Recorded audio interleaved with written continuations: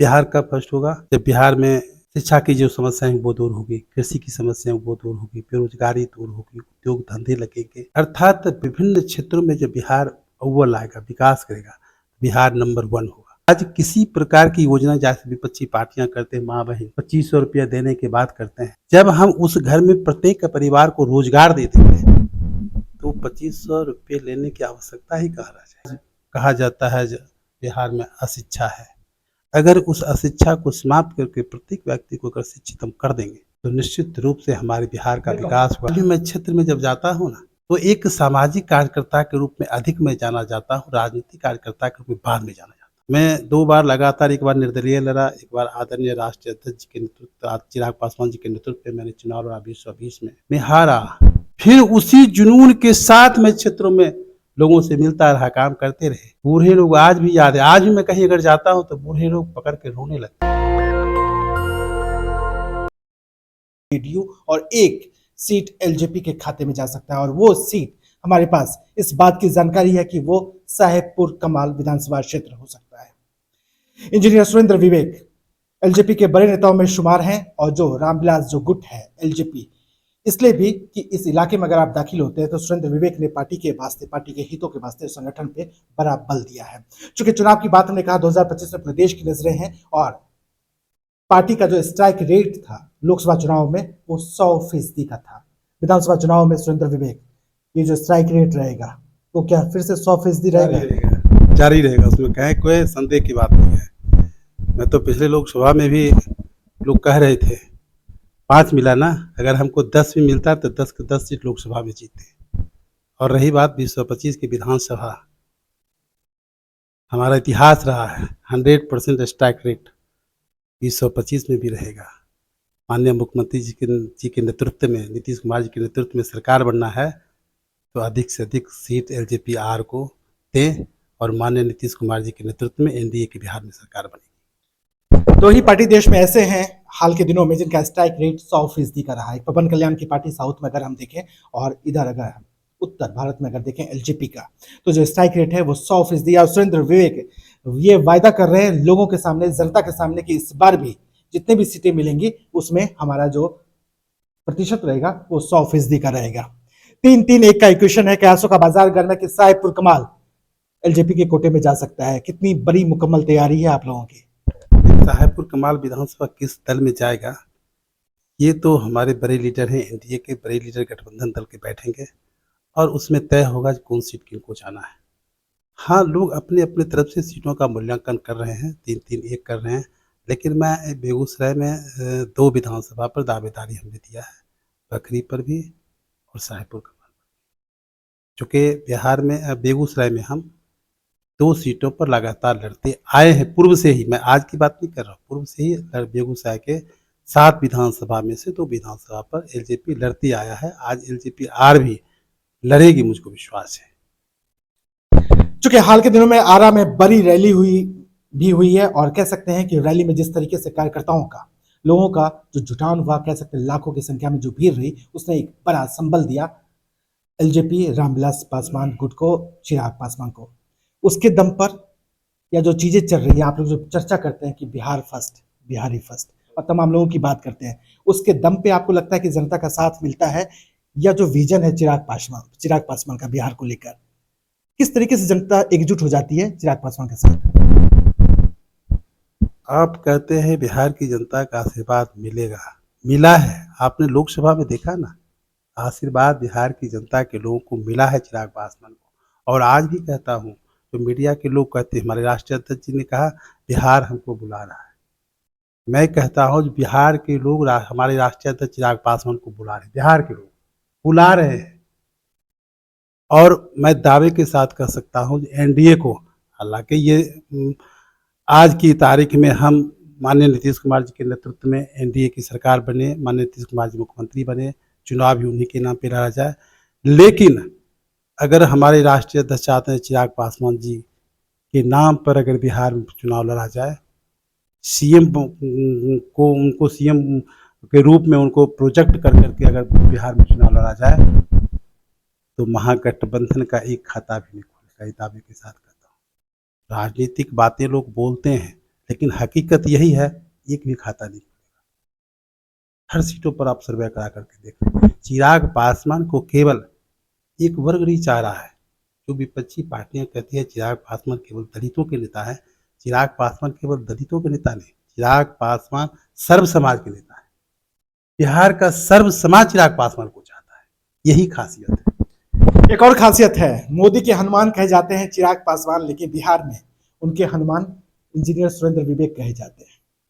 सुरेंद्र विवेक से मिलने से पहले क्षेत्र का हमने दौरा भी किया और लगभग दर्जनों गांव ऐसे रहे, पंचायत ऐसे रहे जहां पे माइनॉरिटीज की संख्या ज्यादा है, वहां भी हम रहे। सुरेंद्र विवेक को लोग चाहते हैं, ये मैंने महसूस किया और मुझे भी लगा कि लोग क्यों चाह रहे हैं। मैंने कई तरह के सवाल भी किए। एक पत्रकार का दायित्व तो बनता है वो तमाम सवाल करना, चूंकि लोकतंत्र है, इनके समर्थक मिलेंगे, इनके विरोधी भी मिलेंगे। कैसे, मतलब ये सुरेंद्र विवेक ने कैसे कमाल किया? देखिए, सुरेंद्र विवेक राजनीति भी एक संवेदनाओं के साथ किया है, हृदय के साथ, लोगों के साथ मतलब राजनीति हुई है। और सही मायने में कहिएगा तो राजनीति से पहले मैं एक सामाजिक कार्य करता था। आज भी मैं क्षेत्र में जब जाता हूँ ना, तो एक सामाजिक कार्यकर्ता के रूप में अधिक मैं जाना जाता हूँ, राजनीतिक कार्यकर्ता के रूप में बाद में जाना जाता हूँ। यही कारण है कि विपक्षी दल, महागठबंधन दलों के जो भी पार्टियां हैं, आप उनसे भी पूछेंगे, मुझे लगता है सुरेंद्र विवेक को संवेदना के रूप में कहेंगे नहीं, व्यक्ति अच्छे हैं और इन्हें चुनाव जीतना चाहिए। ऑफलाइन आपके सामने नहीं बोलेंगे, लेकिन जब आप ऑफ कैमरा जब आप उनसे बात करेंगे तो वो लोग कहेंगे कि इस क्षेत्र के सबसे अच्छे अगर कैंडिडेट कोई है तो सुरेंद्र विवेक होंगे राजनीति में। देश के सबसे बड़े चैनल पर इंजीनियर सुरेंद्र विवेक एलजेपीआर के बड़े नेताओं में शुमार हैं और कयासों का बाजार घर में 3-3-1 का इक्वेशन हो सकता है। साहेबपुर कमाल एलजेपी के कोटे में जा सकता है और सुरेंद्र विवेक संभावित प्रत्याशियों की लिस्ट में दावेदार में, मजबूत दावेदारों में सबसे आगे के पायदान पर है। मैंने कहा कि लोकतंत्र है, लाजमी सी बात है, सभी सवाल होंगे और एक पत्रकार का दायित्व भी बनता है कि तमाम सवाल पूछे जो जनता के जेहन में भी है। शिकस्त भी खाया सुरेंद्र विवेक ने, दुश्वारियां भी झेली, पार्टी भी टूटा, चेहरे पे मुस्कान आपकी क्यों बनी रही हमेशा? हमारे जीवन में जब भी सफलता मिली है, संघर्ष से मिला है और मैं संघर्ष में कभी हारा नहीं है। हम लगातार आज भी जो इस क्षेत्र के बाहर के लोग हैं कहते हैं विवेक जी, सामाजिक दृष्टिकोण से कहते हैं विवेक जी वह क्षेत्र आपके लिए नहीं है, आप राजनीति आग पर कर रहे हैं। मैं उनको कहता हूं कुशल नाविक वही होता है जो अपने नाव को उल्टी धार में मंजिल तक पहुंचाता है। यही ताकत मुझको लगातार संघर्ष करने के लिए प्रेरित करता है और मैं लगातार संघर्ष कर रहा हूं। मैं जहां भी काम करता हूं, थोड़ा भी शिकन नहीं, कितनी भी बाधाएं सामने आ जाए, मैं मुस्कुराते हुए उस बाधा को अपने मतलब अनुभव के आधार पर मैं उन बाधाओं को दूर करता हूं। मैं 2 बार लगातार, एक बार निर्दलीय लड़ा, एक बार आदरणीय राष्ट्रीय अध्यक्ष जी के नेतृत्व, चिराग पासवान जी के नेतृत्व में मैंने चुनाव लड़ा 2020 में, मैं हारा। फिर उसी जुनून के साथ मैं क्षेत्रों में लोगों से मिलता रहा, काम करते रहे। बूढ़े लोग आज भी याद है, आज भी मैं कहीं अगर जाता हूं तो बूढ़े लोग पकड़ के रोने लगते हैं और कहते हैं आप कैसे हार गए। तो हार जीत तो जीवन का हिस्सा है, ये तो चलता रहेगा। सबसे बड़ी चीज बात है इस क्षेत्र के आम आवाम के लोगों के बीच मैं अपनी संवेदनाओं के साथ जिस तरह मिलता हूं, यही कारण है लोग मुझे चाहते हैं। मेरी हार जीत की चिंता भी वो करते हैं, मेरे सफलता की भी चिंता करते हैं और हृदय से गले से लगाते हैं हमको और कहते हैं जो आपके जैसा लोग इस विधानसभा का प्रतिनिधित्व करना चाहे। मैं उन्हें भरोसा देता हूं, मैं जानता हूं सीट मिलना ना मिलना, हार जीत सब ऊपर वाले के हाथ में। उसके बाद भी चौगुने ताकत के साथ में लोगों के बीच जाता हूं, उसी जोश खरोश के साथ मुस्कुराते हुए संघर्ष कर रहा हूं। एक बड़ा राजनीतिक जो एक कह सकते हैं कि ज्ञान है, वो सुरेंद्र विवेक बता रहे हैं कि शिकस्त खाया, दुश्वारियां झेली, पार्टी टूटा, दर्द सहा, कई तरह की चीजों को देखा सुरेंद्र विवेक ने, लेकिन कदम रुके नहीं, रफ्तार रुका नहीं और बता रहे हैं, एक ज्ञान की बात बता रहे हैं कि उस पर भी मैं कभी संघर्ष से पीछे नहीं हटा, लोगों के बीच रहा, जनता के बीच रहा और शायद इसलिए अभी के वक्त में एस कमाल में अगर सुरेंद्र विवेक उस पार्टी में बड़े नेताओं में शुमार है तो शायद यही गतिविधियां हैं लोगों के बीच में जो मौजूदगी है। सुरेंद्र विवेक साहब, तमाम दलों के अपने मैनिफेस्टो हैं, तमाम चीजें हैं। सिर्फ बिहार फर्स्ट, बिहारी फर्स्ट को लेकर बिहार आप लोग जीत लेंगे या कुछ और भी आप लोग के सामने है? क्योंकि आप पे दबाव है सामने विपक्ष की तरफ से, माई बहन मान योजना, बच्चों के शुल्क वगैरह, विद्यार्थी, तमाम लोगों के वास्ते बीजेपी एक अलग तरीके से आगे बढ़ रही है, जेडीयू का अलग मैनिफेस्टो है। कहीं नहीं, आपको नहीं लगता कि एलजेपी से बिहार फर्स्ट, बिहारी फर्स्ट के अलावे अन्य तमाम विजन में पीछे है? देखिए, बिहार फर्स्ट और बिहारी फर्स्ट को समझना पड़ेगा है क्या। बिहार कब फर्स्ट होगा? जब बिहार में शिक्षा की जो समस्याएं वो दूर होगी, कृषि की समस्याएं वो दूर होगी, बेरोजगारी दूर होगी, उद्योग धंधे लगेंगे, अर्थात विभिन्न क्षेत्रों में जब बिहार अव्वल आएगा, विकास करेगा, बिहार नंबर 1 होगा। और बिहार जब नंबर 1 होगा तो बिहारी स्वतः नंबर 1 होगा। आज किसी प्रकार की योजना जैसे विपक्षी पार्टियां करते हैं, माँ बहन 2500 रुपया देने की बात करते हैं, जब हम उस घर में प्रत्येक परिवार को रोजगार दे देंगे तो 2500 रुपये लेने की आवश्यकता ही कहाँ रह जाएगी। तो हमारे राष्ट्रीय अध्यक्ष की जो सोच है वह बड़ी दूरदर्शिता है। वह हर क्षेत्रों में चाहते हैं कि बिहार हमारा अव्वल हो। गरीब बिहार में रहे ही नहीं, शैक्षणिक व्यवस्था हमारी दूर होगी, स्वास्थ्य व्यवस्थाएं हमारी दूर होगी, कृषि व्यवस्थाएं हमारी दुरुस्त होगी, तो निश्चित रूप से जो लोग हैं बिहार में रहने वाले, जो लोग हैं, आज कहा जाता है बिहार में अशिक्षा है, अगर उस अशिक्षा को समाप्त करके प्रत्येक व्यक्ति को अगर शिक्षित हम कर देंगे तो निश्चित रूप से हमारे बिहार का विकास होगा, बिहार के लोगों का विकास होगा। बिहार के लोगों का विकास होगा। एस कमाल, साहेबपुर कमाल विधानसभा क्षेत्र की बात करें, बलिया इलाका में हम मौजूद हैं, मौका मिला, जनता का आशीर्वाद के दम पर बिहार विधानसभा तक का सफर भी आपने तय किया। एक वो काम जो मन में कसक है, शिद्दत है, जनता ने आशीर्वाद दिया, पहला काम क्या करके दिखाएंगे? देखिए, पहले तो यहाँ की जो शैक्षणिक व्यवस्थाएं हैं, महिलाओं के लिए व्यवस्था नहीं है पढ़ने के लिए। स्कूल कॉलेज तो है, विधायक तो खुद स्कूल में रहते हैं, मॉनिटरिंग करते हैं। जब देख लीजिए उनकी व्यवस्थाओं को, देख लीजिए, सभी बच्चों का नामांकन नहीं करा पाते हैं। आज भी उन पर यह बहुत बड़ा आरोप है, क्षेत्र के बच्चों को नामांकन नहीं लेते हैं, बाहर के बच्चों को नामांकन। खैर, हम बिहार की बात करते हैं, क्षेत्र की बात करते हैं, लेकिन जो उन पर आरोप है, तो हमारे क्षेत्र में जो शैक्षणिक माहौल है उसको सुधारना है। और सबसे बड़ी यहाँ की समस्या है कटाव का। इस विधानसभा का 6 पंचायत बाढ़ प्रभावित, हाँ, पूर्ण से लेके आंशिक रूप से बाढ़ प्रभावित क्षेत्र, आज भी कटाव हो रहा है।